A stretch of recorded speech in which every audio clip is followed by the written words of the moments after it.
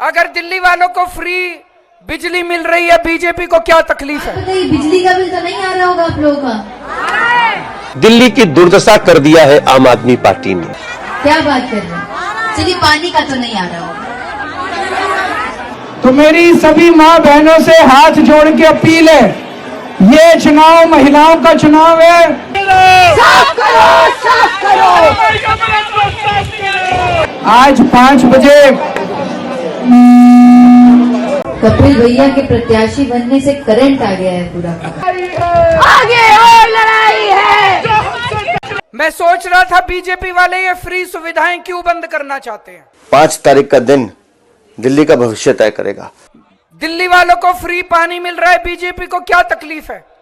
क्या बात कर रहे हैं? चलिए, पानी का तो नहीं आ रहा होगा।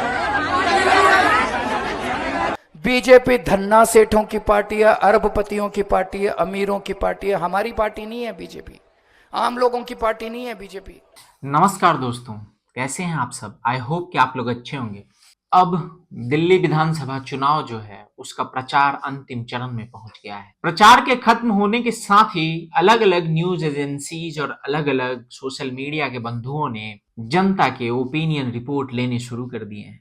हालांकि ये तो काफी समय से चल रहा था कि लोग जनता का ओपिनियन रिपोर्ट ले रहे थे। लोग जनता से पूछ रहे थे कि आखिर वो किन मुद्दों पे वोट करेंगे। और मैंने अपने वीडियोस में भी आप लोगों को दिखाया है कि जब मैंने जनता से बात की थी तो उनको क्या क्या समस्याएं थी, और खासकर केजरीवाल जी के साथ, आम आदमी पार्टी के साथ उनको किस तरीके की समस्याएं, शिकायतें थी। कई सारे ऐसे मुद्दे थे जिसके वजह से जनता आम आदमी पार्टी और आम आदमी पार्टी के नेताओं से काफी रुष्ट और नाराज दिख रही थी। जैसे जैसे चुनाव प्रचार तेज हुआ, जिस तरीके से केजरीवाल जी को भी ये धीरे धीरे एहसास हो गया कि जनता उनसे नाराज है, उनका जो ट्रस्ट फैक्टर है जिसे वो बेचा करते थे राजनीतिक समीकरण बना के और फ्री की रेवड़ियों के माध्यम से, वो टूट चुका है।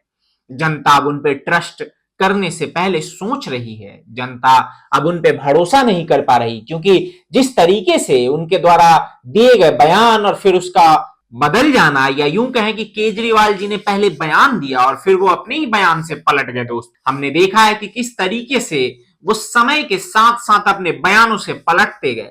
यमुना की बात करें तो वो कहते थे कि 5 साल में यमुना साफ हो जाएगा, और हर 5 साल बाद वो वही कहा करते थे कि यमुना साफ कर देंगे, अगले 5 साल के लिए मौका दे दो। 5 साल में यमुना को इतना खूबसूरत बना देंगे कि आप अपने बच्चों के साथ पिकनिक मनाने के लिए यमुना के तट पर जाना शुरू करेंगे। 5 साल खत्म होने से पहले पहले ये हमारा पूरा कमिटमेंट है कि यमुना को पूरी तरह साफ कर देंगे।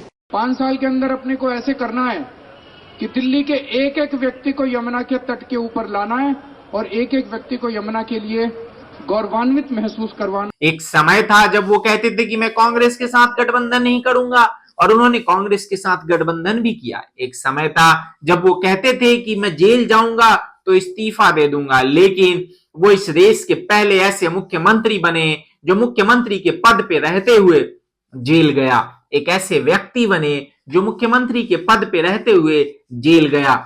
जेल में मैं 50 दिन था। इन 50 दिनों में मेरा 6 किलो वजन कम हो गया। जिन सब को लेके जनता का जो ट्रस्ट था आम आदमी पार्टी और केजरीवाल जी के ऊपर और उनके उम्मीदवारों के ऊपर, उन सब के ऊपर से जैसे हिल गया है, जैसे वो ट्रस्ट फैक्टर कमजोर हो गया है। और उसी के नतीजे हमें अब ओपिनियन पोल में देखने को मिल रहे हैं, जब अलग अलग सोशल मीडिया के बंधु और मीडिया के बंधु जनता से बात कर रहे हैं, दिल्ली के जनता के बीच जा रहे हैं और उनके मन को टटोलने का प्रयास कर रहे हैं कि आखिर वो किन मुद्दों पे और किस पार्टी को वोट दे सकते हैं, उनके लिए कौन से मुद्दे हैं और उनके नजर में कौन सा नेता अभी सबसे ज्यादा ट्रस्ट करने लायक है दिल्ली के इस चुनाव में। और उससे जो चीज बाहर निकल के आ रहा है वो ये आ रहा है दोस्तों कि केजरीवाल जी शायद जनता की अब पहली पसंद नहीं है। और ऐसा हो सकता है, और अगर ऐसा हो जाता है तो आप लोगों को बिल्कुल आश्चर्यचकित नहीं होना चाहिए। आम आदमी पार्टी अगर चुनाव हार जाती है, इसके साथ ही साथ अगर ऐसा भी हो जाता है कि आम आदमी पार्टी के जो कुछ चुनिंदा शीर्ष नेतृत्व है जो इस बार विधानसभा की चुनाव लड़ रहे हैं, जैसे कि अरविंद केजरीवाल जी, जैसे कि आतिशी मारलेना जी, जैसे कि मनीष सिसोदिया जी, अगर ये लोग भी अपनी सीटों को बचाने में सक्षम या सफल नहीं हो पाते हैं तो आपको बिल्कुल आश्चर्यचकित नहीं होना चाहिए दोस्तों, क्योंकि जनता के बीच में, जनता के मनोभाव, मनोकांक्षा या जनता के दिलो दिमाग में इनके प्रति, आम आदमी के प्रति एक जो ट्रस्ट फैक्टर था, एक जो सहानुभूति था, एक जो आम आदमी वाला कनेक्ट था, वो शायद अब खत्म हो चुका है।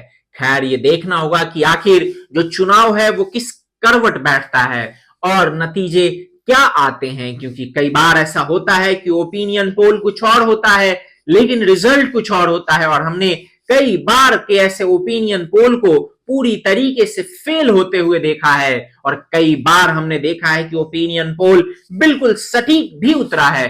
तो देखना होगा दोस्तों कि आखिर ये जो ओपिनियन पोल है, जनता जिस तरीके से अब टीवी और मीडिया के सामने आकर खुल के अपने मन के अंदर के उद्गार को बयां कर रही है और ये बता रही है कि उसके पसंदीदा नेता कौन है, या वो किन मुद्दों पे वोट करने वाली है, कौन से मुद्दे जनता के लिए, दिल्ली के जनता के लिए अहम है, और दिल्ली की जनता किन मुद्दों को सबसे अहम मानते हुए उन मुद्दों के बेसिस पे वोट करेगी। इन सब को समझने, जानने और बूझने के बाद आपको ये समझ आएगा दोस्तों, या मैं आपको ये बता रहा हूं कि शायद ऐसा हो सकता है कि आम आदमी पार्टी इस बार दिल्ली की जो चुनाव है वो हार जाए, और इस बार दिल्ली के विधानसभा चुनाव में कुछ अजब गजब सा चुनाव परिणाम आपको देखने को मिले।